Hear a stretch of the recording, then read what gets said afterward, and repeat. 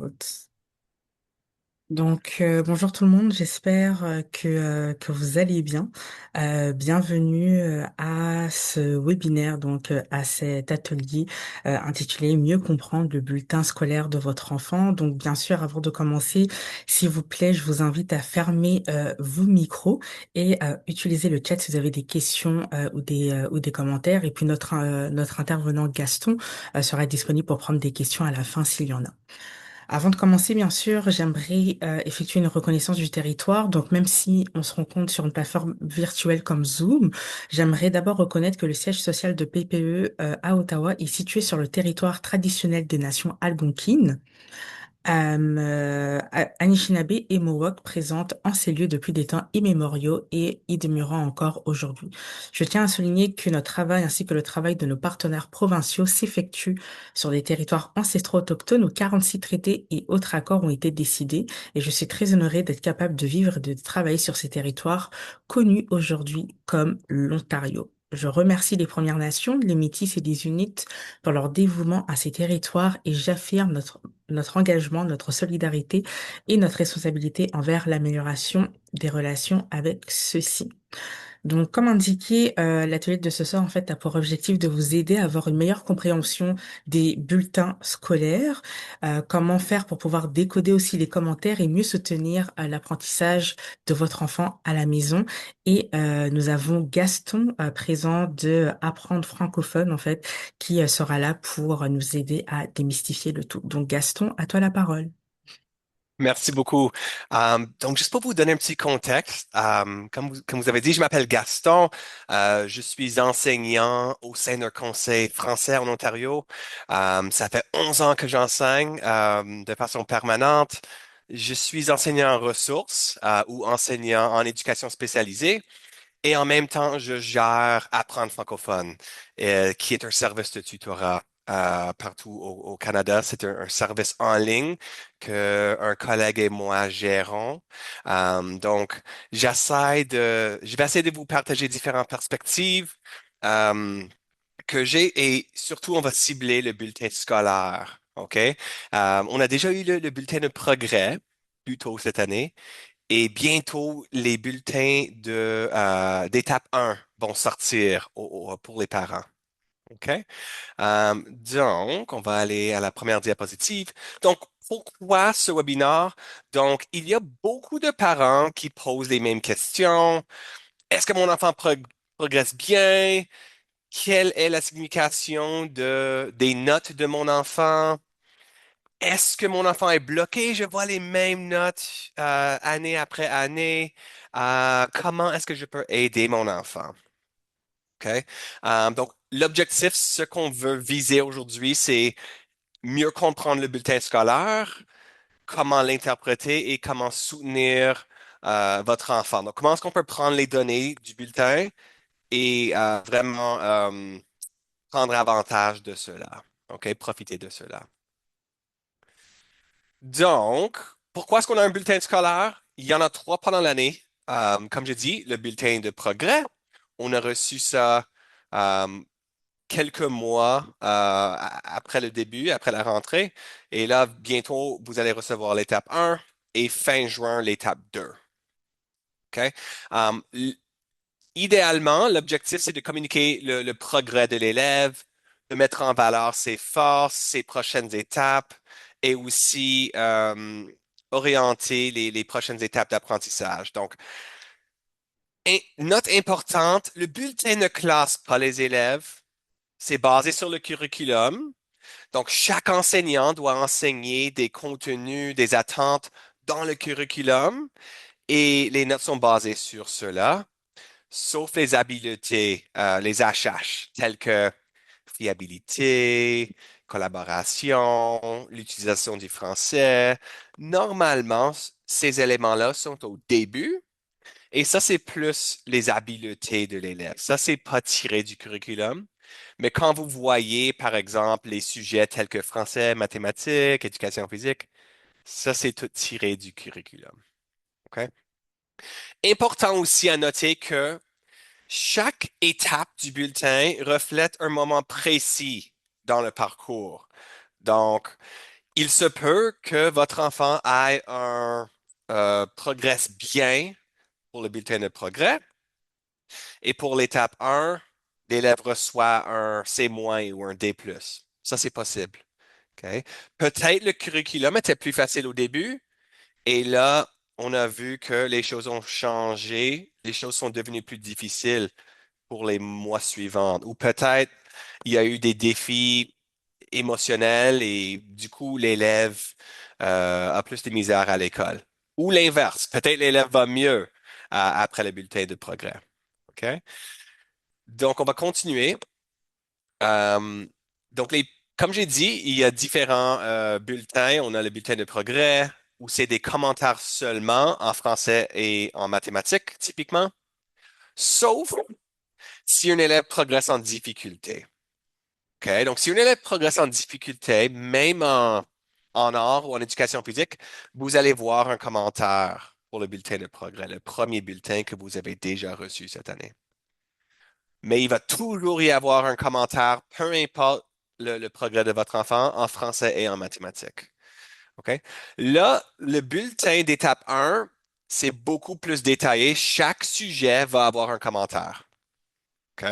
Il va y avoir des notes comme A, B, C, D. Si votre enfant est en septième, huitième ou 9 à 12, il va y avoir un pourcentage. OK? Euh, Si jamais, mettons, votre enfant est en septième année, vous vous dites, hey, c'est quoi un 70 relatif aux notes d'auparavant? Vous pouvez tout simplement faire une petite recherche, mais généralement, les notes qui sont dans les 60 seraient dans les C. Donc, un 60 serait C-, 65, C, 68, 69, C+. Et là, les 70, généralement, les B. Et là, les A, généralement, c'est les 80-90. OK? Mais vous pouvez toujours faire une recherche en ligne ou poser la question à l'enseignant si vous voulez plus de détails ou plus de précision. OK? Le bulletin final, typiquement, est envoyé aux parents à la fin juin. OK? Et là, vous allez voir dans ce bulletin toutes les notes que votre enfant a eues pendant l'année scolaire et il va y avoir la note finale. OK? Euh, Ce qui est évalué dans le bulletin, donc comme j'ai dit, il y a les sujets tels que français, donc lecture, écriture, communication orale, mathématiques, sciences, études sociales, histoire, géographie, art, et j'ai mentionné les habiletés d'apprentissage et habitudes de travail. Donc, on a comme sens de l'organisation, esprit de collaboration, autorégulation, etc. Donc, j'aime beaucoup cette page parce que ça donne un portrait de comment l'élève progresse sans les contenus qui sont dans les curriculums. Donc, est-ce que mon enfant fait de son mieux? Est-ce que mon enfant collabore avec les autres? Si mon enfant a une question, par exemple autorégulation, est-ce qu'il est capable de trouver une solution quelconque ou est-ce qu'il abandonne ou doit toujours poser une question, même si c'est quelque chose qu'il ou elle devrait être capable de faire? Donc, j'aime beaucoup la section de HH et encore, normalement, ça c'est la première page. Donc, habileté d'apprentissage et habitude de travail. OK? Typiquement, si votre enfant peut s'améliorer ici, les notes vont augmenter aussi. Et vice-versa. Si les HH ici commencent à baisser, on voit que normalement, les notes vont baisser aussi. OK? Parce qu'ici, ça démontre un effort, ça démontre même sens d'organisation. Si on est plus organisé, ça va être plus facile euh, d'atteindre nos objectifs, de trouver notre travail et d'utiliser notre temps efficacement. Donc, ça ici, je sais qu'il y a beaucoup de parents qui vont juste faire un survol vite fait là-dessus, mais je suggère de vraiment accorder plus de valeur à ceci.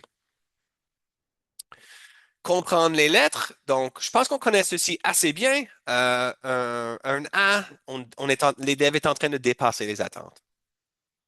Un B, on répond aux attentes. Ça, c'est super. Si votre enfant a un B-, un B-, B+, ça, c'est super. On est vraiment en train de cibler cela. OK?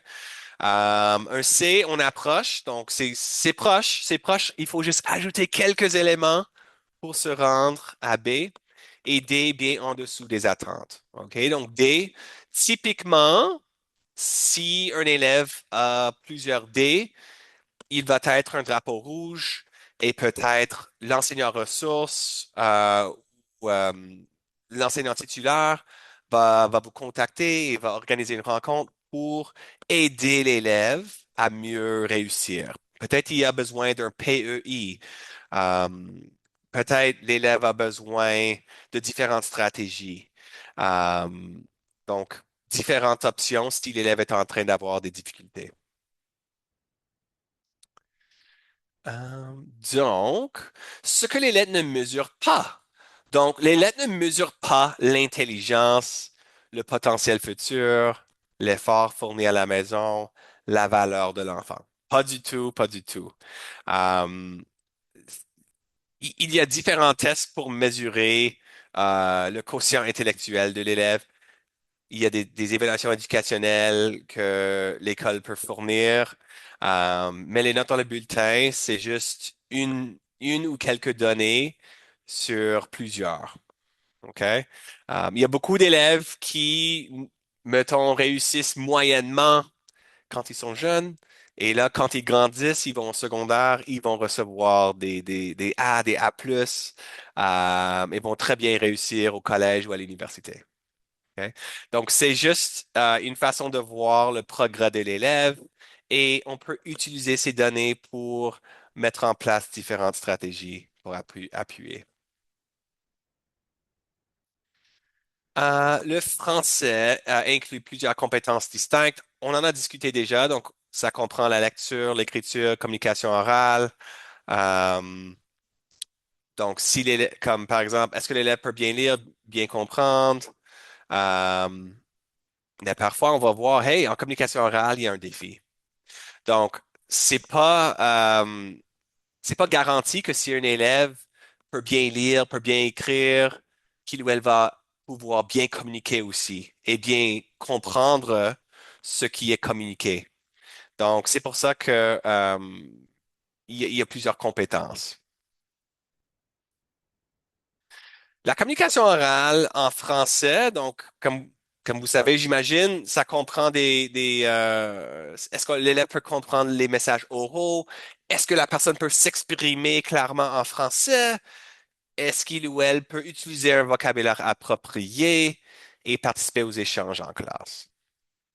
Euh, donc, c'est pas, quand vous voyez la note ici, c'est une compétence linguistique, c'est pas un comportement. Donc, si un élève refuse de parler en français la majorité du temps en classe, et ça, c'est juste un choix, ça devrait pas nécessairement refléter la note. Ça devrait, Cela devrait être reflété dans les HH, la première page, par exemple, dans utilisation du français. C'est là où l'élève aurait une note qui est basse, parce que l'élève n'essaie même pas d'utiliser son français. Mais si l'élève est capable, et pendant les évaluations, l'élève a bien communiqué, a bien compris, il devrait quand même avoir une bonne note ici. Ce que la communication orale n'est pas, c'est pas une personnalité, donc si l'élève est timide, extraverti, c'est pas la motivation, c'est pas les habiletés sociales, ni l'intelligence. OK? Euh, donc, voici un exemple.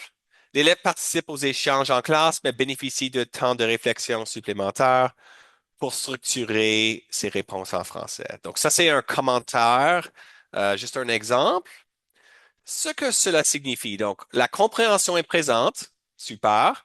La fluidité est encore en développement et la prochaine étape, c'est clairement ciblé. Donc, c'est quelque chose, c'est toujours bien de regarder la prochaine étape parce que ça, c'est la clé pour essentiellement aller au prochain niveau, pour aller d'un C+ à un B- ou un B.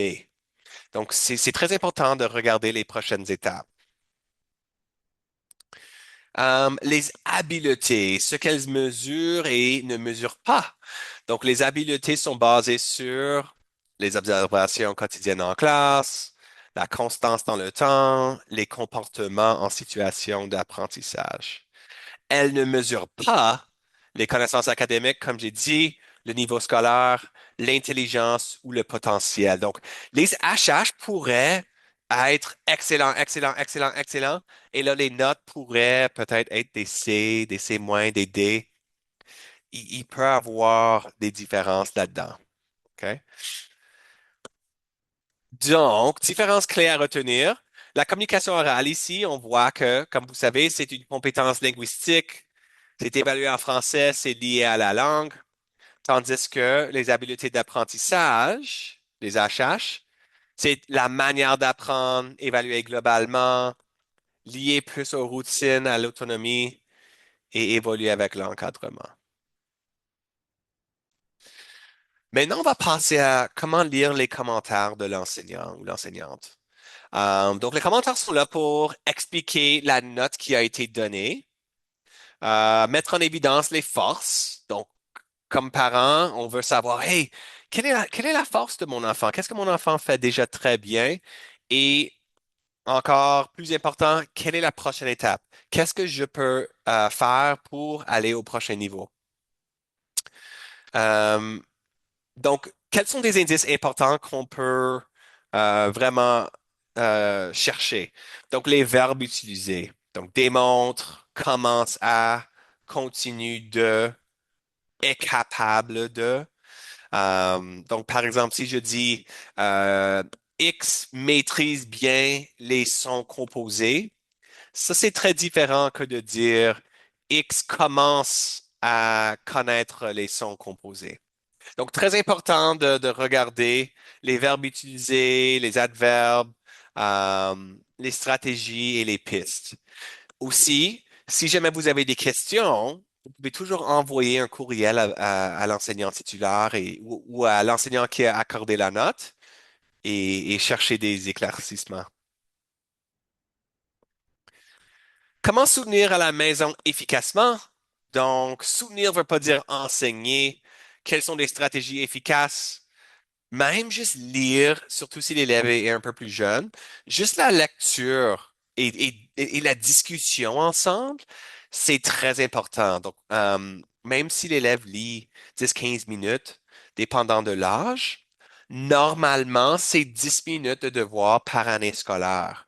Donc, si l'élève est en première année, normalement, l'élève devrait faire 10 minutes de devoir. Et si l'élève n'a pas de devoir, typiquement, ils encouragent 10 minutes de lecture. Donc là, quand l'élève est en sixième, ça devrait être 60 minutes de devoir. Encore, si l'élève n'a pas de devoir, cela peut être 60 minutes de lecture ou même 30 minutes de lecture et 30 minutes de Netflix en français, s'il faut négocier un petit peu. Très important de poser des questions ouvertes, comme qu'est-ce qui se passe dans ton histoire? Qui est le personnage principal? Pourquoi penses-tu qu'il a fait X ou Y? Et juste valoriser l'effort. Donc, je suis très fier que tu as lu tout seul aujourd'hui. Je remarque vraiment une grande différence par rapport à ta motivation, tes habiletés de lecture. Et cela, au fur et à mesure du temps, va avoir un grand effet. Quelques éléments à éviter. On ne veut pas surcorriger parce que surtout les jeunes, ils veulent pas entendre du négatif à maintes reprises. Donc, c'est mieux de valoriser et de corriger au besoin. Euh, Ça, c'est vraiment la stratégie gagnante. Euh, on ne veut pas aussi comparer avec d'autres enfants parce que là, ça peut créer des problèmes d'estime de soi aussi. Donc, plus de valoriser ce que l'élève fait de mieux en mieux et valoriser les petits, le petit progrès qu'on voit d'un jour à l'autre ou d'une semaine à l'autre. Quand il faut porter une attention particulière, donc si on voit que il y a beaucoup de D dans le bulletin ou de 50%, peut-être c'est un moment où on devrait commencer à réfléchir à différentes stratégies. Donc, peut-être on va vouloir avoir une rencontre avec l'équipe école. L'équipe école, c'est normalement l'enseignant ressources, la direction et l'enseignant titulaire. C'est pendant ces rencontres que l'équipe, avec le parent aussi, toujours avec le parent, va recommander des prochaines étapes. Donc, peut-être c'est des différentes stratégies, comme peut-être l'élève a besoin d'un tabouret pour pouvoir bouger. Peut-être l'élève a besoin d'un PEI, un plan. Donc, un PEI essentiellement, c'est quand on a un document légal où il y a des adaptations, par exemple, diminuer le nombre de questions, avoir du temps supplémentaire, euh, accès à Google Read and Write, par exemple. Il y a aussi des PEI qui incluent des modifications. Par exemple, si un élève est en quatrième année et on a vu avec les notes dans le bulletin une évaluation éducationnelle que l'enseignant ressource a fait à l'école avec une recommandation, on ne fait pas juste des évaluations éducationnelles sans recommandation. Le parent doit accepter. Donc, c'est avec différentes informations que peut-être on va voir que l'élève a besoin d'un PEI. Et comme j'ai dit, si on voit que l'élève, euh, avec soit une évaluation psychologique ou une évaluation éducationnelle, ainsi que des notes très basses, a besoin d'une modification, cela veut dire que l'élève, dans le sujet où il ou elle a une modification, ne travaille pas les mêmes attentes et les mêmes contenus que les autres. Par exemple, si l'élève est en quatrième année et on a vu, hey, les résultats de mathématiques étaient très, très, très bas, on va, on va essentiellement travailler les attentes de troisième année. Ça ne veut pas dire que l'élève n'est pas dans la même classe avec ses amis. Ça veut juste dire qu'en mathématiques, si le parent est d'accord et si un PEI est signé, cet élève en mathématiques va travailler les attentes de troisième année pendant que les autres amis dans la même salle travaillent les attentes de quatrième. Donc, ça, c'est des modifications. Et comme j'ai dit, les adaptations, c'est juste des stratégies additionnelles que l'enseignant peut mettre en place, comme réduire les questions, etc. OK, donc ça, c'est un peu à propos d'un PEI, mais ça, c'est vraiment seulement si on a toutes les données nécessaires, si le parent est d'accord et si l'élève a des défis significatifs académiques. On peut aussi attribuer un PEI si, par exemple, l'élève a certains diagnostics. OK? Typiquement, quand il y a un diagnostic, à la fin, il va y avoir des recommandations et l'équipe l'équipe école va vouloir mettre ces recommandations dans un PEI pour que tous les enseignants suivent ces recommandations. Comment communiquer avec l'enseignant? Donc, essentiellement, voici quelques questions utiles à poser. Quelles sont les forces principales de mon enfant? On va toujours commencer avec le positif et on veut avoir tout le portrait.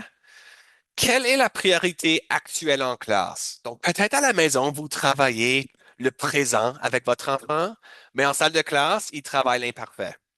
Donc, essentiellement, si vous voulez voir une augmentation de notes, c'est très bien de mieux connaître le présent, mais si on veut cibler à 100%, peut-être ce serait mieux de travailler quelque chose que l'élève voit en salle de classe. OK? Même si c'est bien de maîtriser d'autres éléments qui n'est pas en classe, qui n'est pas vu en salle de classe. Qu'est-ce qui aiderait mon enfant à progresser? Donc, peut-être l'enseignante va couvrir, hey, voici ce qu'on travaille en ce moment, vous pouvez faire X. Comment assurer une continuité à la maison? Donc là, peut-être l'enseignant va vous partager des ressources que vous pouvez utiliser à la maison.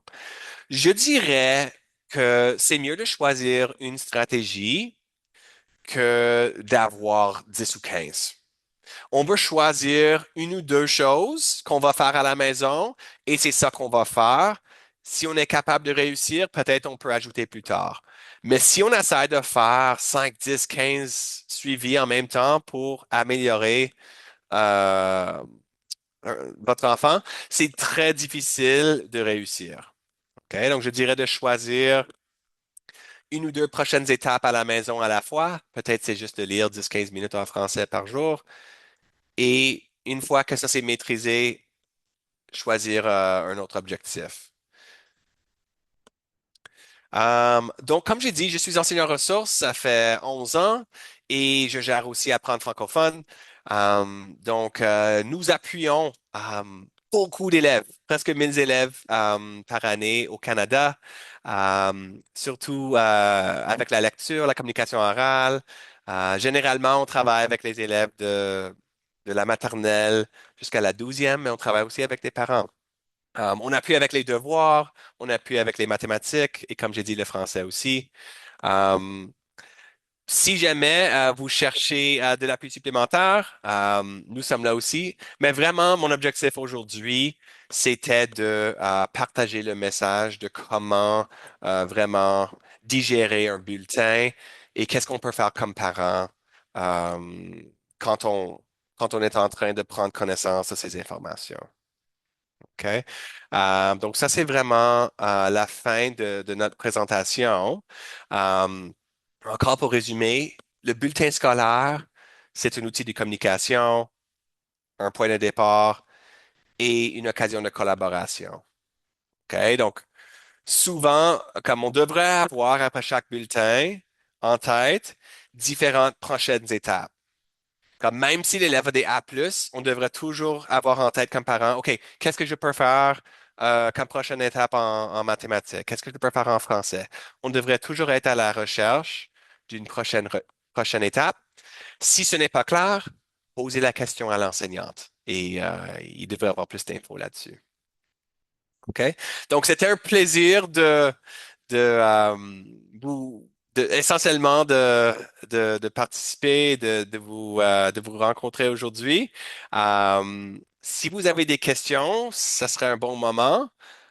Autrement, comme j'ai dit, c'était un plaisir de partager ce message et j'espère vous revoir à l'avenir. Merci beaucoup, Gaston. Merci. Donc, c'est ça, comme indiqué, vous allez recevoir par courriel la présentation et un lien qui va vous rediriger vers, pardon, le sondage de satisfaction. Donc, merci tout le monde et je vous souhaite une belle soirée alors. Merci beaucoup. Au revoir. Bye.